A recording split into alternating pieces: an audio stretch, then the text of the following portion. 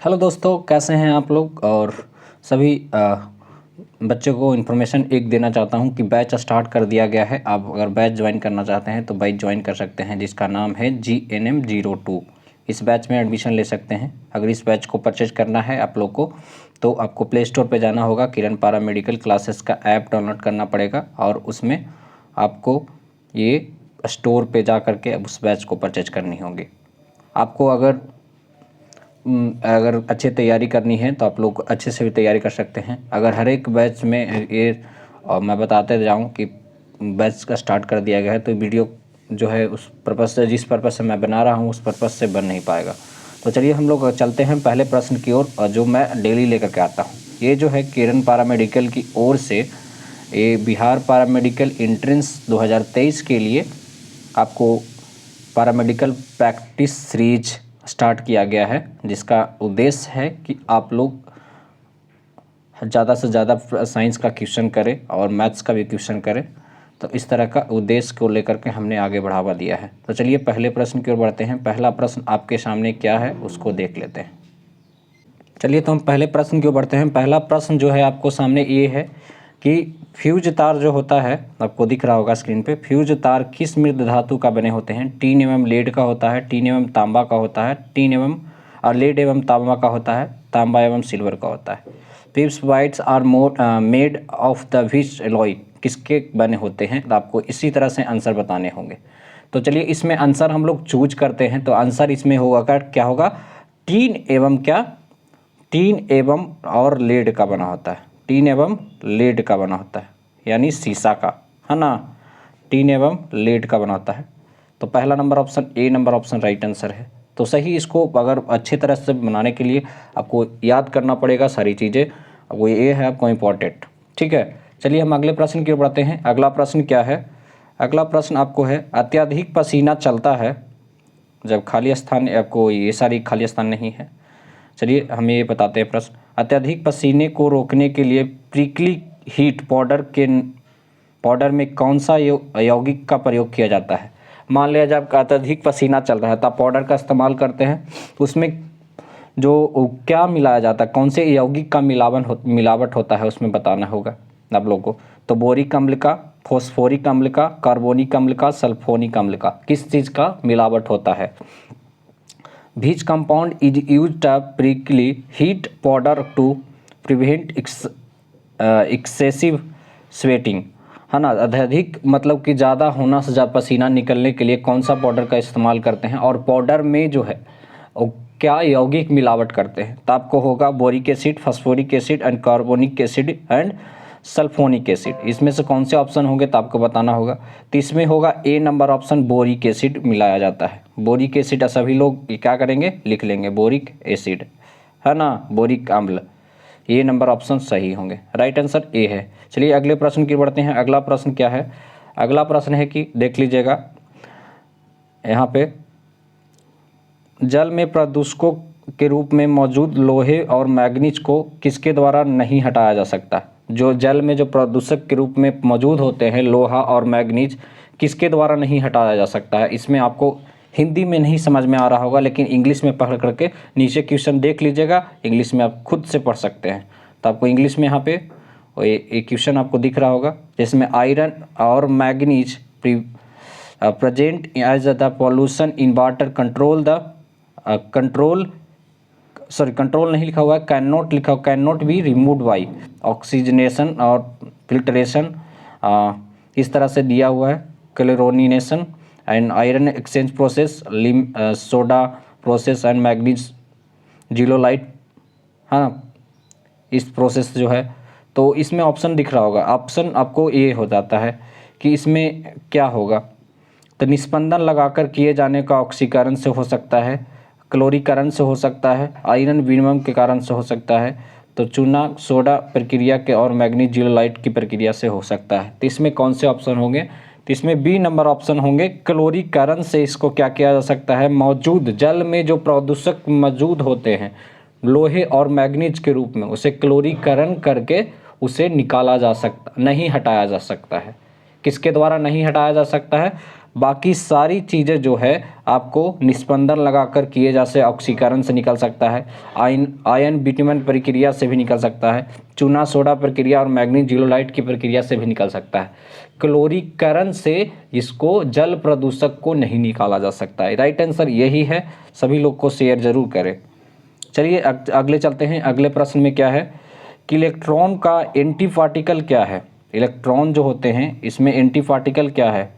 Positron है, proton है, alpha particle है और बीटा पार्टिकल है। इसमें कौन से ऑप्शन होंगे। What is the anti particle of electron. Positron, proton, alpha particle and beta particle. इसमें से कौन से ऑप्शन होंगे। अल्फा पार्टिकल, बीटा पार्टिकल, किस तरह के ऑप्शन होते हैं। तो इसमें जो है आपको मैं बता दूं कि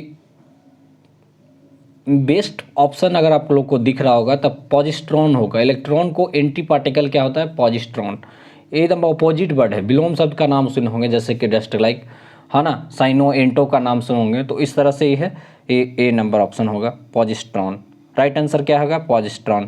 तो इस तरह से आगे अगला ऑप्शन की ओर चलेंगे। अगला ऑप्शन क्या है। अगला ऑप्शन है आइसोटोप्स के रासायनिक गुण है। आइसोटोप्स के रासायनिक गुण है क्या है। समान होने की चाहिए, समान होने चाहिए, भिन्न होने चाहिए और समान होना आवश्यक नहीं है। भिन्न होना आवश्यक नहीं है। क्या होगा option. Basic properties of isotopes must be equal, must vary, does not have to be equal, it is not necessary to vary. तो इस तरह से क्या होना चाहिए आपको, भिन्न भिन्न होने चाहिए कि समान होने चाहिए आइसोटोप्स के रासायनिक गुण। तो आइसोटोप्स के रासायनिक गुण होने चाहिए क्या, समान होने चाहिए। मस्ट बी इक्वल, सभी जगह पे समान होने चाहिए। समान होगा तभी आइसोटोप्स के रासायनिक गुण एक साथ मिलेंगे। अगर डिफरेंट डिफरेंट हो जाएगा तो इधर उधर भटक जाना शुरू कर देगा। चलिए आगे चलते हैं। नींबू का खट्टा स्वाद किसकी उपस्थिति के कारण होता है। नींबू का खट्टा स्वाद जो होता है किसकी उपस्थिति के कारण होता है। साइट्रिक एसिड के कारण, एसिडिक एसिड के कारण, ऑक्जेलिक एसिड के कारण, फॉर्मिक एसिड के कारण। The sour of taste lemon due to presence. इसमें ऑप्शन आपको चूज करना है। तो साइट्रिक एसिड के कारण क्या होता है, नींबू में खट्टापन रहता है। चलिए अगले प्रश्न की ओर बढ़ते हैं। ग्लाइकोजन का प्रयोग किसके द्वारा किया जाता है। ऑप्शन आपको दिख रहा होगा। ग्लाइकोजन का प्रयोग जो है आपको किस तरह से प्रयोग किया जाता है, किसके निर्माण के प्रयोग किया जाता है। नाइलॉन का, कृत्रिम रेशम का, टेरिलीन का, रबड़ का। Glycogen is use in the manufacturing of nylon, है ना, आर्टिफिशियल सिल्क होता है, टेरिलीन होता है एंड रबड़ होता है। किसके प्रयोग के लिए किया जाता है तो आपको बताना होगा। ठीक है, तो राइट आंसर आपको दिमाग में क्या लग रहा है, क्या है आपको बताने होंगे। तो देखिए, तो ये जो होगा ए नंबर ऑप्शन भी, ए नंबर जो है ग्लाइकोजन जो होता है आपको ये टेरिलीन का निर्माण के लिए किया जाता है। टेरिलीन का नाम सुने होंगे, टेरिलीन, यानी सी नंबर ऑप्शन सही होंगे। टेरिलीन का उपयोग के लिए किया जाता है। चलिए एक सेकंड। जैसे कि आप लोग देख रहे होंगे ऑप्शन चूज ही कर रहे होंगे। जैसे शक्कर के किण्वन के दौरान जो होता है, दौरान कौन सा यौगिक हमेशा बनता है। शक्कर के किण्वन के दौरान बीच compounds is always form during the formation और फर्मेंटेशन ऑफ शुगर। फॉर्मेंटेशन होता है शुगर का, तो क्या क्या यौगिक बनता है उसका बताना है। हमेशा कौन सा यौगिक बनता है। मिथाइल एल्कोहल बनता है, इथाइल एल्कोहल बनता है, एसिटिक अम्ल बनता है, एथिलीन बनता है। क्या बनता है आपको, तो इस तरह से इसमें बनते हैं इथाइल एल्कोहल बनते हैं। जब भी इथाइल एल्कोहल से ये हमेशा शराब भी बनाई जा सकती है। तो बी नंबर ऑप्शन। इसी तरह ज़्यादा लोग जो क्या करते हैं गांव में भी इथाइल एल्कोहल बना ले सकते हैं। चलिए अगला प्रश्न है। जैसे कि आप लोग देख रहे होंगे, अगला प्रश्न आपको इस तरह से दिख रहा होगा। छोटा करके दिखाते हैं आप लोग। चलिए, खाना बनाने वाले बर्तनों में निम्नलिखित में से क्या नॉन टिक कोटिंग के लिए प्रयोग किया जाता है। नॉन टिक कोटिंग जो होता है खाना बनाने वाले वो उसको मतलब क्या प्रयोग किया जाता है नॉन टिक कोटिंग के लिए। तो आपको बताना होगा perspex, styrofoam and polystyrene and Teflon. Which is the following used for non-stick casting and cooking unseals? इसमें होगा कौन से ऑप्शन होंगे। तो आपको बताना ही होगा राइट आंसर क्या होगा। तो आपको ये जो है टेफ्लॉन का यूज किया जाता है, डी नंबर ऑप्शन टेफ्लॉन का यूज किया जाता है। ये जो होता है टेफ्लॉन नॉन-टिक कोटिंग के लिए सबसे अच्छे होते हैं, सहायक होते हैं करने में। चलिए अगला जो प्रश्न है आपको ये है, दिख रहा होगा जैसे कि आप लोग अगला में समानता प्रयुक्त होने वाले निम्नलिखित पदार्थों में से मिश्र धातु नहीं है। कौन ऐसा है जो इसमें मिश्र धातु नहीं है? तो आपको इस्पात है कि मिश्र धातु नहीं है, पीतल है, कांसा है, तांबा है। कौन से इसमें है जो मिश्र धातु नहीं है? आप लोग को साफ पता चल रहा होगा कि तांबा है जो मिश्र धातु नहीं है। विच of the following is not alloy commonly use? Not use है कॉमनली, एलॉय नहीं है, कोई भी मिश्र धातु नहीं है। तो कॉपर हो गया, D number option copper. Right answer copper है। अगर सभी बच्चे को मैं कहूँ तो अगला नंबर ऑप्शन क्वेश्चन की ओर चलते हैं। आपको जो दिखता होगा कांसा किसकी मिश्र धातु है? कांसा जो है तांबा और टीन की मिश्र धातु है। विच एलॉय द ब्रोनेज? हाँ, तो तांबा जस्ता, तांबा लोहा और लोहा निकेल, इसमें से कौन से होंगे ऑप्शन? तो तांबा और टीन का ये कांसा जो है मिश्र धातु है। तांबा और टीन को मिला देते हैं, कॉपर और टीन को मिला देते हैं तो उसमें क्या बन जाता है? ये कांसा बन जाता है। तो इजिफिज परसेंटेज ऑफ तांबा और टीन, तो इसके जानकारी के लिए आप लोग डिस्क्रिप्शन बॉक्स में गूगल में जा सकते हैं क्या क्या परसेंटेज से मिलाया जाता है कि उसकी अच्छी क्वालिटी बनती होगी। तो इस क्वालिटी को अगर अच्छे रखने के लिए किस परसेंटेज में क्या तांबा मिलाना चाहिए, क्या टीन मिलानी चाहिए, आपको वहाँ पे मिल जाएगा। और हर एक परसेंटेज से मिला करके लोग बनाते हैं। कोई अच्छे मटेरियल होते हैं, कोई ख़राब मटेरियल से बना देते हैं। चलिए चलते हैं। सीसा संचायक बैटरी में कौन सा अम्ल प्रयोग किया जाता है? सल्फ्यूरिक अम्ल प्रयोग किया जाता है, सार्ट्रिक अम्ल प्रयोग किया जाता है, हाइड्रोक्लोरिक अम्ल प्रयोग किया जाता है, एसिटिक अम्ल प्रयोग किया जाता है। इसमें कौन बताएंगे कि जो सीसा जो होते हैं, सीसा संचायक बैटरी जो होते हैं, इसमें कौन सा अम्ल प्रयोग किया जाता है? Which acid is used for lead battery? सीसा के बैटरी के जो में किन सब प्रयोग किया जाता है? तो सल्फ्यूरिक एसिड प्रयोग किया जाता है, ए नंबर ऑप्शन होगा, है ना, प्रयोग किया जाता है। चलिए अगला प्रश्न की ओर बढ़ते हैं। अगला प्रश्न है ओजोन परत किस किस प्रतिक्रिया से बनती है? अगर ओजोन परत को अगर लेयर बनाना है, बढ़ाना है, तो किस किस प्रक्रिया से बन सकती है? ओजोन परत किस किस प्रक्रिया से बनती है? ऑक्सीजन और पराबैंगनी किरण से, कार्बन डाइऑक्साइड और वायुमंडल की परतें से, अंतरिक्ष किरणें और वायुमंडल की परतें से, अवरक्त किरणों और पराबैंगनी किरणों से बनती है। इसमें कौन से ऑप्शन होंगे? तो ओजोन परत जो होता है किस प्रक्रिया से बनती है, आपको ये ऑप्शन बताना है। The ozone layer is form why the reaction of खाली स्थान, आपको बताना है। तो सही आंसर क्या है आपको इस तरह से बताने होंगे। तो आपको सही आंसर इसमें क्या है? ऑक्सीजन और पराबैंगनी किरण से क्या होता है? ओजोन परत बनती है। ऑक्सीजन और पराबैंगनी किरण से बनती है। इसका लॉस कैसे होता है? तो इसका लॉस होता है जब हम लोग घर में रेफ्रिजरेटर यूज करते हैं, एसी यूज करते हैं, है ना, तो एयर कंडीशनर यूज करते हैं, किसी भी तरह से आप यूज करते हो, तो उसमें से एक सबसे खतरनाक कार्बन जो होता है CFC, क्लोरोफ्लोरोकार्बन, ये आदमी के लिए सबसे हार्मफुल है, लेकिन लोग अभी उसका लुत्फ़ उठा रहे हैं। जैसे इसमें से CFC निकलता है तो क्लोरोफ्लोरोकार्बन क्या है कि मतलब कि स्किन की बीमारियां जो है सबसे ज़्यादा मतलब पैदा करती है। और जो है इसमें लोगों को पता नहीं चलता है, लेकिन क्या होता है कि हमारे वायुमंडल में क्या होता है, ओजोन जो परत है उनकी इस CFC कार्बन से क्या होता है कि उसको ऊपर छिद्र करते जा रहा है, मतलब कि लॉस करते जा रहा है, नष्ट करते जा रहा है। तो उससे क्या हो रहा है कि जब भी नष्ट हो रहे हैं तो उससे पराबैंगनी किरण नीचे आ रहे हैं। तो पराबैंगनी किरण अब क्या हो रहा है कि हमारे शरीर पे पड़ रहे हैं।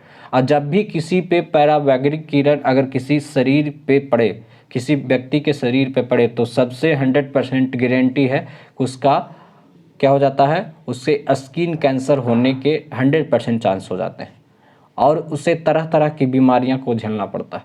तो लोग जो है रेफ्रिजरेटर को यूज करना, लेकिन अभी इतनी गर्मी बढ़ रही है, इतना पोल्यूशन हो रहा है, तो रेफ्रिजरेटर ज़्यादातर लोग यूज ही कर रहे हैं। तो सरकार से गुजारिश भी रहती है सभी लोगों को कि ऐसा यूज ना करें, लेकिन एक मार्केटिंग के लिए उसको रख दिया जाता है। चलिए आगे चलते हैं अगले प्रश्न में। पृथ्वी के वातावरण में ज़्यादा पाया जाने वाला तत्व कौन सा है? पृथ्वी के वातावरण में ज़्यादा पाया जाने वाला तत्व कौन सा? आर्गन है, नाइट्रोजन है, ऑक्सीजन है, क्रिप्टन है। इसमें कौन से सबसे ज़्यादा रूप में पाए जाने वाले पदार्थ हैं? तो इसमें पाया जाता है which is element is the most found of the earth and और एटमॉस्फेयर, है ना। इसमें से कौन पाया जाता है पृथ्वी के वातावरण सबसे ज़्यादा मात्रा में? तो पृथ्वी के सबसे वातावरण में सबसे ज़्यादा मात्रा में पाया जाता है नाइट्रोजन, बी नंबर ऑप्शन, है ना। नाइट्रोजन पाया जाता है। नाइट्रोजन एक ऐसी चीज़ है कि हमें ठंडक महसूस करवाती है। ऑक्सीजन भी क्या करती है? हमें ठंडक महसूस करवाती है। लेकिन कार्बन डाइऑक्साइड क्या करता है? हमें गर्मी महसूस करवाती है। पृथ्वी पे टोटल अगर कार्बन डाइऑक्साइड की बात करें तो क्या है 0.03% क्या है एटमॉस्फेयर में कार्बन डाइऑक्साइड पाए गए हैं।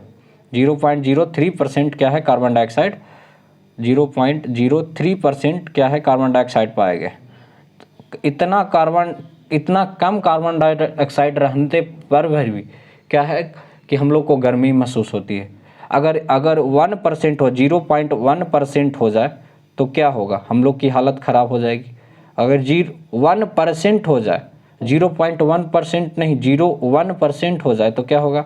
हम लोग की बदतर हालत हो जाएगी। तो ये कब होगा? जब पूरी तरह से वातावरण की स्थिति बदल जाएगी, जब CFC क्लोरोफ्लोरोकार्बन जो है ज़्यादातर निकलना शुरू हो जाएंगे और हमारा ओजोन परत लॉस होना शुरू हो जाएगा, तब ये होगा। तो ये क्या है? पृथ्वी सबसे ज़्यादा वातावरण में पाए जाने वाले और जो होते हैं ये बी नंबर ऑप्शन नाइट्रोजन पाए जाते हैं। चलिए अगला ऑप्शन है, जैसा कि आप लोग देखते होंगे तो निम्नलिखित में से क्या है? निम्नलिखित में से आपको ऑप्शन दिख रहा होगा, हाँ, निम्नलिखित में से निम्नलिखित में से आपको ऑप्शन दिख रहा होगा, निम्नलिखित में से किसका जैव उर्वरक के रूप में उपयोग किया जाता है? बताना होगा। यूरिया को जैव उर्वरक के रूप में उपयोग किया जाता है, अमोनियम का, यूरिक एसिड का और नाइट्रस का। तो नाइट्रेट्स और ammonium, uric acid and urea, इसमें जैव उर्वरक के रूप में किसको यूज किया जाता है? तो यूरिया को सबसे ज़्यादा यूज किया जाता है। इसमें 46% क्या पाए जाते हैं? नाइट्रोजन पाए जाते हैं। 46% क्या पाया जाता है? नाइट्रोजन पाया जाता है। और सबसे ज़्यादा पौधों के लिए सबसे ज़्यादा आवश्यक क्या है? नाइट्रोजन, क्योंकि वो उसको हरा रखने की कोशिश करता है। और सबसे ज़्यादा अगर आवश्यक है तो पानी और हवा में क्या लेता है? ऑक्सीजन लेता है।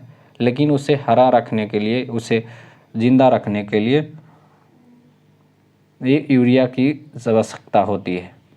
क्यों होती है आवश्यकता? कि हमारे पृथ्वी में जहर भर गया है और उर्वरक शक्ति जो होती है कमज़ोर धीरे धीरे होते जा रही है। लोग जैविक खाद का यूज नहीं करते हैं, केमिकल यूज ज़्यादा कर रहे हैं। तो इसीलिए जो हमारे भूमि है उसमें, खेतों में क्या हो रहा है कि वो उसमें जैव जो शक्ति है उसको लॉस होता शुरू हो जा रहा है।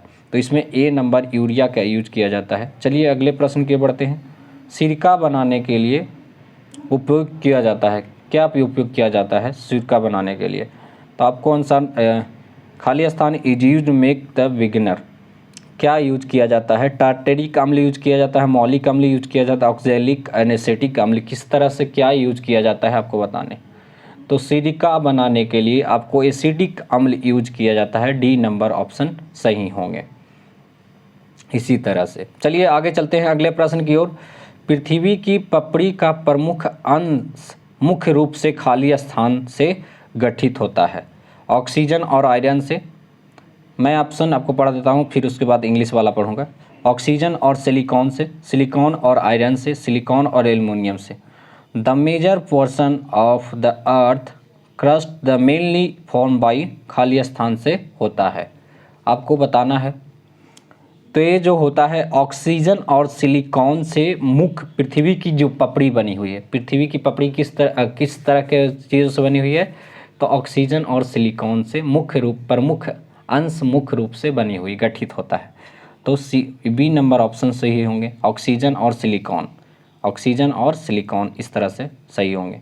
चलिए अगले प्रश्न की ओर बढ़ते हैं। अगला प्रश्न ये जो है सिनेवार का एक अयस्क खनिज है, क्या है सिनेवार का एक अयस्क खनिज, क्या बताना है इसमें? लेड है, मैग्नीज है, मोलिब्डेनम है, मरकरी है, इसमें क्या है तो आपको बताना है। सिनेवार का जो भी है खनिज स्थिति जो है आपको बताना होगा। तो cinnabar is your and minerals of खाली स्थान होता है, लेड होता है, मरकरी होता है, किस तरह से क्या होते हैं इसमें बताने होंगे। चलिए तो हम लोग बताते हैं, आगे चलते हैं। तो इसमें बताना होगा कि इसमें जो तो सिनेवार जो होता है मरकरी का एक खनिज एवं अयस्क है। डी नंबर ऑप्शन के होंगे, D number option right answer होंगे, खनिज एवं अयस्क हैं मरकरी के सिनेवार। चलिए आगे चलते हैं। नाभिकीय रिएक्टरों की मूल प्रक्रिया क्या है? खाली स्थान नहीं, नाभिकीय रिएक्टर जो होते हैं उसके मूल प्रक्रिया क्या है? रेडियो सक्रियता है, विखंडन है, संलयन है, उसमें से कोई नहीं। What is the basic process of nuclear reactant? Radioactivity, fusion and none of above, इसमें से कोई नहीं, कौन सा होगा ऑप्शन? तो इसमें जो होता है फ्यूजन के द्वारा, विखंडन के द्वारा क्या होगा, इसमें नाभिकीय रिएक्टरों की मूल प्रक्रिया होती है, जो भी प्रक्रिया होती है विखंडन के द्वारा होता है। तो बी नंबर ऑप्शन सही है। चलिए अगले ऑप्शन की ओर बढ़ते हैं। किसी तरंग की प्रबलता उसके निम्नलिखित में से किसके अनुपात में होती है? आपको बताना होगा। किसी तरंग की प्रबलता जो होती है उसके निम्नलिखित में से किसके अनुपात में होती है? आयाम के, आयाम एवं वर्ग के, आयाम एवं वर्गमूल के, आयाम एवं धन के, किसके अनुपात में होती है तो आपको बताना है। तो ये जो है the intensity of wave and proportional to its which is the following, क्या फॉलो करता है इस, मतलब कि ऑप्शन कौन सा फॉलो करता है आपको बताना होगा। तो ऑप्शन जो है आयाम का वर्ग, बी नंबर ऑप्शन फॉलो करते हैं, है ना, बी नंबर ऑप्शन फॉलो करते हैं। चलिए आगे चलते हैं अगले प्रश्न की ओर, जल्दी करेंगे, बहुत सारे प्रश्न हैं। पृथ्वी के वायुमंडल की अनुपस्थिति में अवकाश कैसा प्रतीत होता है? पृथ्वी के वायुमंडल में अनुपस्थिति में आकाश कैसा प्रतीत होता है? आपको ये पता चल रहा होगा। What will the sky looks likes of the absence of earth atmosphere, तो इसका क्या रीज़न हो सकता है, क्या दिखाई पड़ेगा, किस तरह से दिखाई पड़ेगा आपको बताना होगा। तो आपको ये इस तरह के इसमें ये जो होगा ब्लैक कलर का दिखाएगा आपको, और जब इसमें वायुमंडल प्रेजेंट नहीं होंगे तो क्या होगा, हमारा वायुमंडलीय जो पृथ्वी के वायुमंडलीय स्थिति प्रेजेंट नहीं होंगे तो आकाश क्या दिखाई पड़ेगा, हमारा काला दिखाई पड़ेगा। डी नंबर ऑप्शन सही हो। चलिए अगला ऑप्शन की ओर चलते हैं।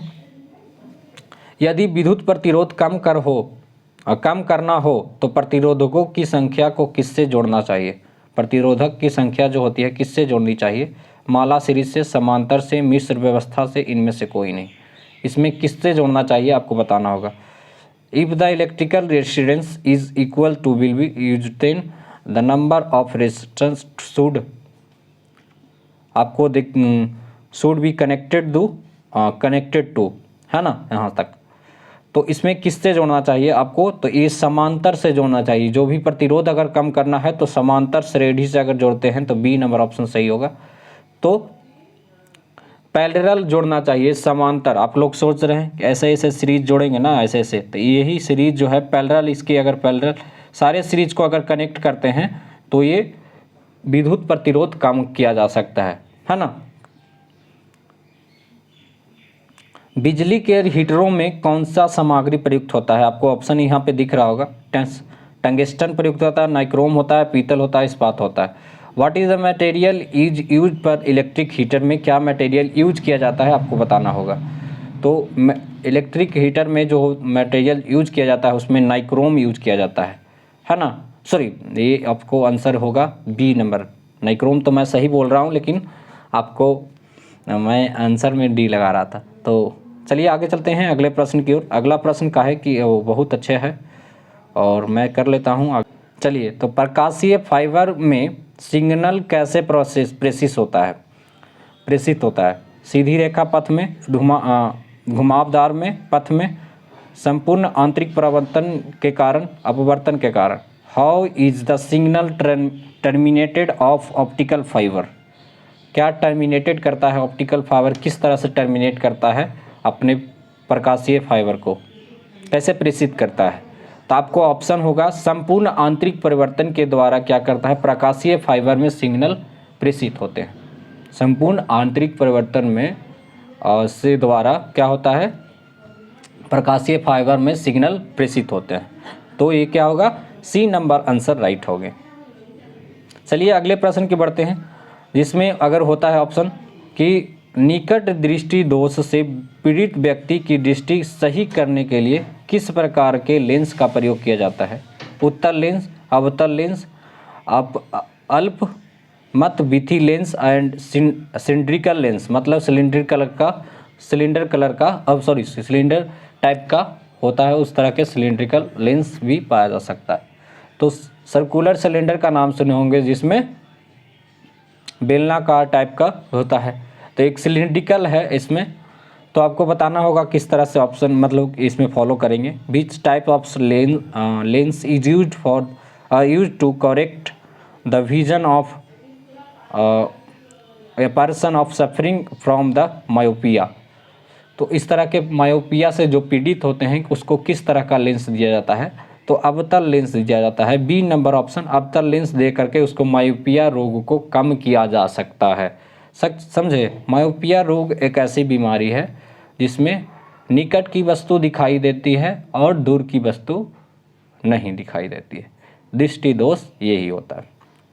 जिस तरह के दृष्टि दोष अगर पूछा जाए तो उसमें बोल दीजिएगा कि जो अगर पूछ दिया निकट दृष्टि दोष, तो निकट दृष्टि की वस्तु दिखाई देगी और दूर की वस्तु नहीं दिखाएगी। दूर की दृष्टि दोष बोल दिया तो दूर की वस्तु दिखाई देगी, निकट की वस्तु नहीं दिखाई देगी। इस तरह से होगा। रेलवे स्टेशनों में प्लेटफॉर्म की जो दिक्कतें हो रही है अभी उसके बारे में बात करते हैं। तो रेलवे स्टेशनों में प्लेटफॉर्म पर खड़ा व्यक्ति तेजी से आती हुई और ट्रेन की ओर खिंचाव क्यों महसूस करता है। ट्रेन और व्यक्ति के बीच गुरुत्वाकर्षण होता है और व्यक्ति में भ्रम में रहता है, व्यक्ति का भ्रम होता है।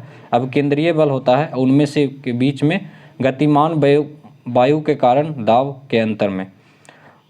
Why does the person standing on a railway station platform feel like the pulling towards of the approaching train?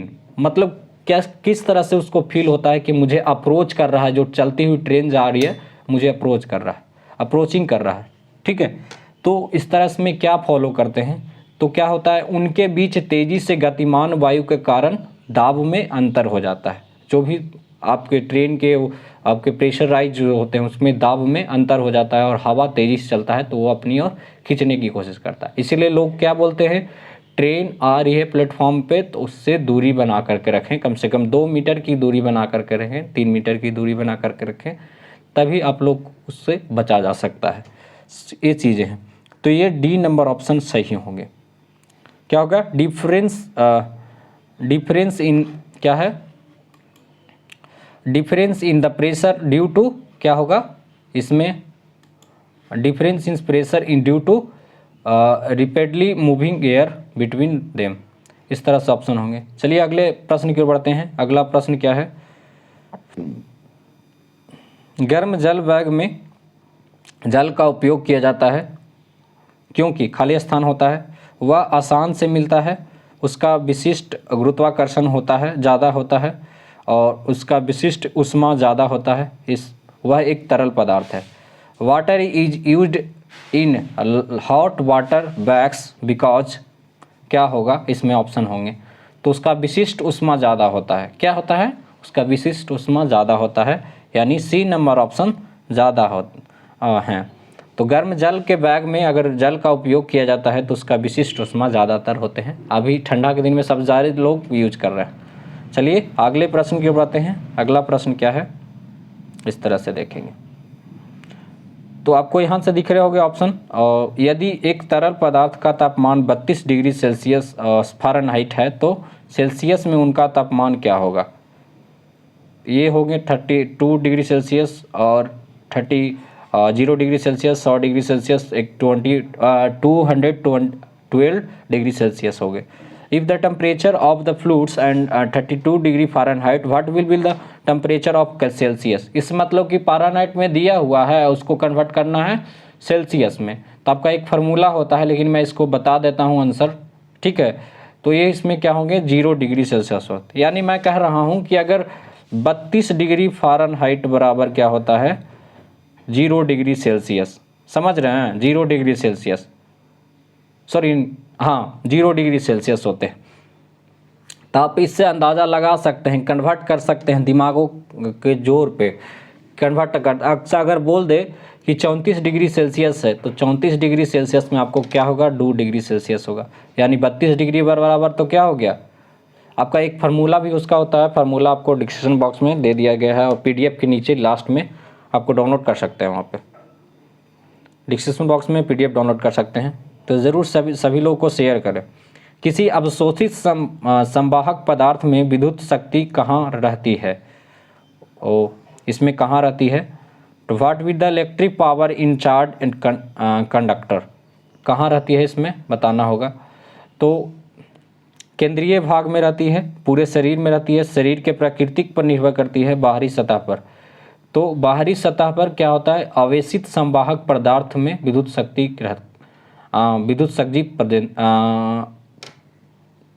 बाहरी भाग सतह पर रहती है। जैसे बाहरी सतह पर क्या होता है कि किसी आवेशित संवाहक पदार्थ में विद्युत शक्ति बाहरी सतह पर प्रेजेंट होता है, इस तरह से मैं बोल सकता हूँ। तो इसमें क्या हो जाएगा D number option right answer हो जाएंगे। चलिए अगले क्वेश्चन है, किसी वृत्ताकार वर्ग मार्ग में पर घूमने वाली कार पर किस प्रकार का बल का काम करता है। अगर जो वृत्ताकार पथ पर कोई कार जो घूम रही है, घूमने वाली पर किस प्रकार का बल मतलब कि फॉलो करता है। What type of force act on as car rotating on a circular curved path, मतलब कि सर्कुलर कर्व जो पथ हैं उस पर क्या कौन सा तरह का इसमें रूल फॉलो करेगा, तो आपको बताना होगा। तो आपको आंसर क्या है, तो इसमें जो है आपको आंसर करता है अपकेंद्रीय बल। अपकेंद्रीय बल क्या करता है इस तरह से इसको फॉलो करता है, ये बीच में पॉइंट हो गया। तो अपकेंद्रीय बल कैसे फॉलो करता है इस तरह से, है ना, इस तरह से यहाँ के चला गया, है ना, इस तरह से घूम रहा है, इस तरह से घूमते घूमते कभी भी उसको गिरना नहीं होता। तो ये होता है अपकेंद्रीय बल, यानी C number option right answer होंगे। क्या हो जाएगा सी नंबर ऑप्शन। चलिए अगले प्रश्न की ओर बढ़ते हैं। ध्वनि तरंगों की गूंज के लिए कौन सा जिम्मेवार होता है। ध्वनि तरंग जो होते हैं इसमें गूंज के लिए कौन सा जिम्मेवार होता है। परावर्तन जिम्मेवार होता है, अपवर्तन, व्यक्तीकरण, ध्रुवीकरण। Which is the responsible for the resonance of solid sound waves. इसमें कौन जिम्मेवार होता है तो आपको बताना ही होगा। तो इसमें क्या होता है परावर्तन जिम्मेवार होते हैं ध्वनि तरंगों को गूंज के लिए। ज़्यादा हल्ला जब होता है तो क्या होता है उसके ध्वनि तरंग में क्या होता है परावर्तन गूंजता है। हम लोग तो कैसे बोल रहे हैं नॉर्मली बात कर रहे हैं, हम लोग बोल रहे हैं, बातें कर रहे हैं, तो सब सारी चीज़ें जो क्या है इसके जब ही आवाज़ें ज़्यादा तेज़ निकल रही है तो क्या इस तरह के परिवर्तन से रिफ्लेक्शन से क्या होता है कि गूंज सुनाई देती है। अब अगर किसी बंद कमरे में चले जाएँ उस वहाँ पे तेज़ बोलें, कहीं खिड़की वगैरह कुछ नहीं है, दरवाज़ा भी है लेकिन पूरा लॉक कर देते हैं, उसमें क्या होता है आवाज़ गूंजना शुरू कर देती है। तो क्या होता है ए नंबर ऑप्शन परावर्तन के कारण क्या होता है इस तरह से होता है। चलिए निम्नलिखित में से ओम चालक कौन सा है। ओम का एक चालक कौन सा है। Germanium, silicon, carbon, silver. Which of the following is यून ओम ड्राइवर। इसमें से कौन यूज किया जाता है ओम ड्राइवर के रूप में, तो आपको बताना ही होगा। तो इसमें होगा सिल्वर को यूज किया जाता है ओम के, सबसे ज़्यादा चालक होता है ओम होता है। डी नंबर ऑप्शन सही होंगे। ओम का चालक सबसे ज़्यादा क्या होता है इसमें सिल्वर होते हैं। चांदी का एक तार ले लीजिए और एक तार एल्युमिनियम का ले लीजिए और उसमें अगर मेजर करते हैं, है ना, कि मेजर करते हैं उसमें पूछते हैं नापते हैं क्या करते हैं कि इलेक्ट्रिक करंट जो होता है किस में ज़्यादा फ्लो हो रहे हैं, एल्युमिनियम के तार में या सिल्वर के तार में। तो ज़्यादातर अगर ज़्यादा स्पीड में अगर फॉलो करेगा तो सिल्वर के जो सिल्वर जो होते हैं उसमें फॉलो करेंगे। अगर सिल्वर मीन्स क्या होता है चांदी में फॉलो करते हैं। अगर ऑप्शन अगर इंग्लिश में डेली पढ़ रहे हैं तो आपको हिंदी पढ़ना ज़रूरी होगा, और हिंदी में पढ़ रहे हैं तो इंग्लिश पढ़ना ज़रूरी होगा, क्योंकि ऑप्शन सेट करने वाला क्या होता है, कभी हिंदी में हिंदी लिख देगा, इंग्लिश में भी हिंदी लिख देगा, हिंदी में भी इंग्लिश लिख देगा। तो इस तरह से पूछना है। सिल्वर को क्या है, सिल्वर एक इंग्लिश वर्ड है लेकिन लिख दिया क्या, आपको हिंदी लिख दिया है, उसमें हिंदी ही लिख दिया उसका हिंदी करके। तो इस तरह से होते हैं, तो डी नंबर ऑप्शन होंगे। चलिए अगले प्रश्न की बढ़ते हैं। अगला प्रश्न है, कमानीदार जो तुला होता है किस सिद्धांत पर काम करता है, तो आपको बताना ही होगा। वाइलोन नियम पर, हुक नियम पर, बर्नौली के सिद्धांत पर, पास्कल के नियम पर। On which principle does not the सेमेंटल लिब्रा वर्क्स, इसमें कौन जो होता है कमानीदार तुला जो है किस तरह के वर्क करते हैं, तो हुक के नियम पर ये काज करता है। B number option right answer हो गए, हुक के नियम। कमानीदार तुला का नाम सुने होंगे, एक तराजू इधर, एक तराजू का इधर पलड़ा इधर, तो इस तरह से होता है। तराजू का पलड़ा जो है इस तरह से, एक यहाँ है एक यहाँ है, तो एक क्या होता है यहाँ होता है, एक यहाँ होता है, तो यहाँ पे क्या बना होता है, एक ऐसे बना होता है, इसमें एक कमानी लगा हुआ होता है, और एक क्या होता है ऊपर से एक कवर बना हुआ होता है, इसको एक पकड़ने के लिए दे दिया जाता है। क्या होता है, पकड़ने के लिए दे दिया जाता है, इसमें से लगा करके एक कनेक्टर लगा करके बराबर पे होता है, तो उसको लगा करके, और जब कमानीदार तुला इधर जाती है तो वजन इधर बढ़ता है, कमानीदार तुला का कांटा जो है इधर जाता है तो इधर वजन बढ़ता है। तो एक बंदर की कहानी सुने होंगे। बंदर को एक रोटी मिला, बंदर को एक रोटी मिला, और उसमें बोला कि बंदर बोला कि, और कुत्ता था, तो दोनों कहा कि हम आपस में बांट लेते हैं। एक नहीं, कुछ और दूसरी, बंदर और लोमड़ी की कहानी नहीं, कुत्ता और लोमड़ी की कहानी है। और इसमें बांटने के लिए किसके, तराजू किसके पास था, बंदर के पास था। तो बंदर के पास बांटने के लिए एक रोटी लेके गया, और कौन कौन, कुत्ता और जो भी थे वो बांटने के लिए लेके गया। बंदर एक रोटी को आधा आधा तोड़ करके रख दिया, और रोटी अब भी कोई तोड़ेगा तो क्या होगा, उसमें आधा से ज़्यादा वजन, मतलब कि कुछ ना कुछ इधर से उधर। जब भी पलड़ा भारी होता था, बंदर क्या करता था, रोटी तोड़ करके खा जाता था। तो इधर से उधर दोनों देख रहे थे, दोनों के दिमाग में चल नहीं रहा था, बराबर करने के लिए उसके पास ही तुला था, और दोनों की ये लड़ाई थी। और कुत्ता और जो भी थे अलग, उसके साथ जो भी थे, मान लीजिए कोई नाम ही ले लीजिए, लोमड़ी ले लीजिए, कुत्ता और लोमड़ी जो थे दोनों बांटने के लिए ले गए थे, तो उसके पास यही एक रीजन का लड़ाई था कि हमको बराबर बराबर चाहिए। तो बराबर करने के लिए बंदर के पास जाता है। बंदर क्या होता है, सभी रोटी को खा जाता है, पूरी एक रोटी को खा जाता है, फिर लड़ाई उससे क्या हो जाता है, बंदर से हो जाता है। तो इस तरह से होते हैं, तो हुक के नियम पर काज करता है। चलिए अगले प्रश्न की बढ़ते हैं। अगला प्रश्न है जिसमें सूर्योदय के बारे में, सूर्योदय एवं सूर्यास्त के समय रंग लाल क्यों दिखाई पड़ता है, सूर्य का लाल जो होता है रंग क्यों दिखाई पड़ता है। Why does the colour of sun appears the real rise and sun resets, because that at, इस तरह से ऑप्शन जो होंगे आपको बताना होगा। तो आपका ऑप्शन होगा, लाल को छोड़कर अन्य सभी रंगों का प्रकीर्णन हो जाता है। सभी लाल जो होते हैं सभी प्रकीर्णन हो जाते हैं सारी चीज़ें। तो इसमें क्या होगा, डी नंबर ऑप्शन सही होगा, लाल को छोड़कर के सभी रंग को प्रकीर्णन हो जाना, इस तरह से। चलिए अगला ऑप्शन में अगला क्वेश्चन में चल जाते हैं। चलिए कि उसमें क्या है ऑप्शन, तो पर्वतीय क्षेत्रों में जल का क्वथनांक होता है, क्या होता है, वही जो समुद्र तल पर होता है। जितना समुद्र तल पर होता है उससे कम होता है, जितना समुद्र तल पर होता है उससे अधिक होता है, बर्फ के गलनांक के बराबर होता है। What will the boiling point of water in mountains areas, माने माउंटेन्स एरिया जो पहाड़ी क्षेत्रों में क्या होता है, उसका जल का क्वथनांक जो होता है किस तरह से, बॉइलिंग पॉइंट मतलब कि खौलना जो होता है किस तरह से, किस लेवल पे खौलता है, तो आपको बताना होगा। तो ये जो है आपको इस तरह से ऑप्शन होंगे, जितना समुद्र तल पर होता है उससे कम होता है, यानी पर्वतीय क्षेत्रों में जितना समुद्र तल पर क्वथनिंग मतलब कि बॉइलिंग पॉइंट जो होता है उससे कम होता है। तो इसमें क्या होगा, आपको बी नंबर ऑप्शन होंगे।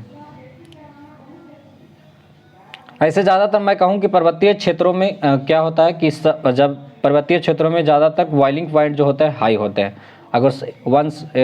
अगर पानी को 100 डिग्री सेल्सियस पर हम लोग क्या है नॉर्मल टेम्परेचर में घर में गर्म कर लेते हैं, लेकिन आप वहाँ पे 100 डिग्री सेल्सियस टेम्परेचर जो दे देते हैं आप, तो 100 डिग्री सेल्सियस जो आप टेम्परेचर दे देते हैं तो क्या होता है, आपको वहाँ पर भी फॉलो नहीं करता है। आपको 101, 105, 106 इस तरह के टेम्परेचर को फॉलो करता है, तब वो बॉइलिंग करना शुरू कर देता है। ठीक है, तो इस तरह से होगा। जब हम खाली अगला प्रश्न है, आपको ऑप्शन दिख रहा होगा कि जब हम किसी वस्तु को देखते हैं तो रेटिना पर बनने वाला प्रतिबिंब कैसा होता है। वास्तविक में उल्टा बनता है। मान लें कोई वस्तु को हम जब देख लिए, तो मैं इंग्लिश में पढ़ देता हूँ। What is the reflection form on the retina when look at the an object. जब भी हम किसी वस्तु को देखते हैं तो उसका प्रतिबिंब हमको रेटिना पर जब बनता है वो किस तरह से बनता है, कैसा बनता है। वास्तविक एवं उल्टा बनता है, वास्तविक एवं सीधा बनता है, कल्पित तथा सीधा बनता है, कल्पित तथा उल्टा बनता है। इसमें किस तरह के बनते हैं। तो व्हाट विल इसमें हो गया, तो ऑप्शन इसमें होगा वास्तविक एवं उल्टा बनता है। तो ए नंबर ऑप्शन राइट आंसर हो गया। ए जो है राइट फॉलो करता है इस तरह से। चलिए अगले प्रश्न की ओर बढ़ते हैं। अगला प्रश्न में क्या है, अगला प्रश्न है गतिज ऊर्जा किस पर निर्भर करती है। गतिशील चलनशील पिंड पर, गतिशील पिंड के भार पर, गतिशील पिंड के दबाव पर, गतिशील पिंड के वेग पर, दोनों पर निर्भर करती है। What does kinetic energy depends on, किस तरह के किस चीज़ों पे निर्भर करता है। तो आपको भी बताना है, सभी सिंपल चीज़ें हैं।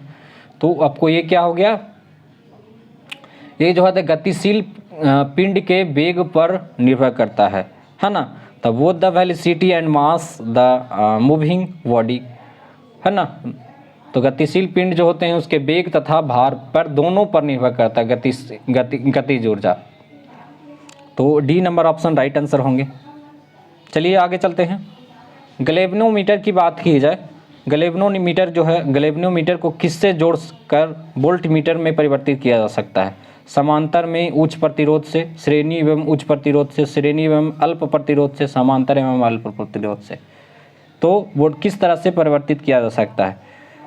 With whom can be galvanometer be converted into the voltmeter, किस तरह से कन्वर्ट किया जा सकता है। तो आपको वोल्टमीटर में परिवर्तित किया जा सकता है। तो आपको जो है श्रेणी में उच्च प्रतिरोध के लिए इसे वोल्टमीटर में परिवर्तित किया जा सकता है, जोड़कर। गैल्वेनोमीटर को किससे जोड़कर वोल्टमीटर में परिवर्तित किया जा सकता है, किस जोड़कर, है ना। तो इसमें हो गया B number option right answer होंगे। चलिए अगले प्रश्न को बढ़ते हैं। अगला प्रश्न लाइव का जो सेशन था वो चल ही रहा है अभी, तो हम चलते हैं। अगला प्रश्न है ब्रेक लगाने पर वाहन को रोकने वाले बल को क्या कहा जाता है। क्या कहते हैं, ब्रेक लगाने पर बल को जो वाहन को रोका जाता है उसको क्या कहते हैं। गुरुत्वीय बल कहते हैं, बॉर्डर बॉल्स बल कहते हैं, घर्षण बल कहते हैं, संयोजक बल कहते हैं।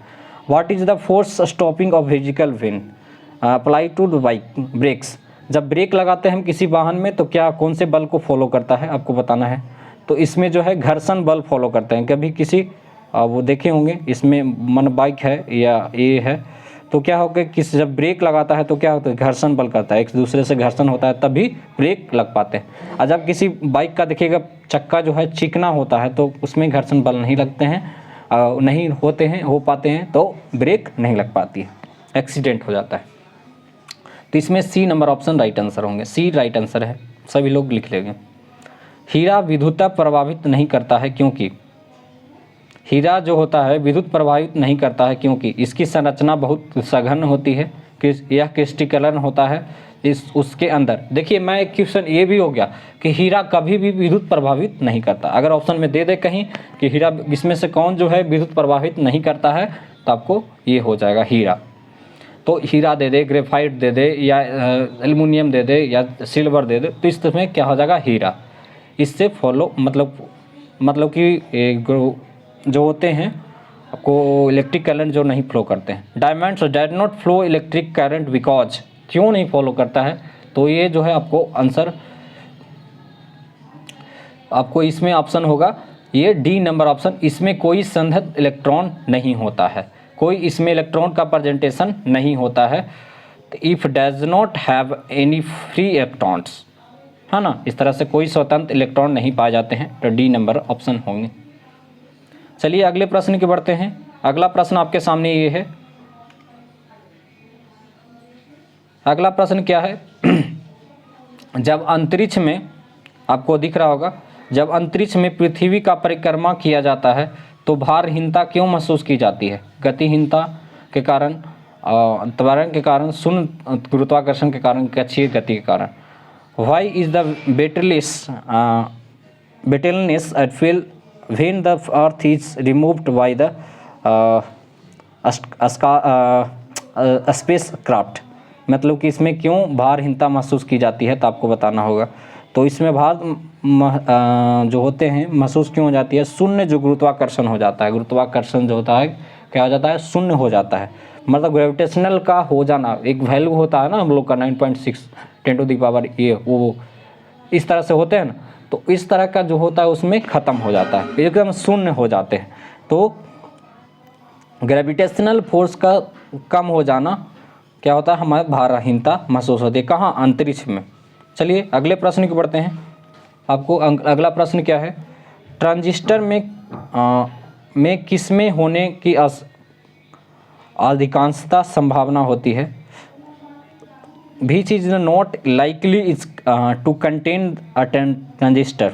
इसमें होता है कलाई की घड़ी में, फ्यूज में, श्रव्य उपकरण में, फ्लोरोसेंट लैंप में। इसमें किस में प्रेजेंट होते हैं, तो आपको बताना होगा। तो इसमें जो आपको प्रेजेंट होता है श्रवण उपकरण में, श्रव्य उपकरण में, ऑडियो इक्विपमेंट में प्रेजेंट होते हैं। आपको आंसर यहाँ सी नंबर ऑप्शन सही है। राइट आंसर क्या है? C number. चलिए अगला ऑप्शन में चलते हैं। प्रत्येक गर्म वस्तु से खाली स्थान उत्सर्जन होती है। किस तरह का उत्सर्जन होता है? एक्स किरणें का, दृश्यमान प्रकाश का, अवरक्त किरणें का, परावैक्निक किरण का। ईच नोट ऑब्जेक्ट इमिट्स, खाली स्थान क्या निकालता है?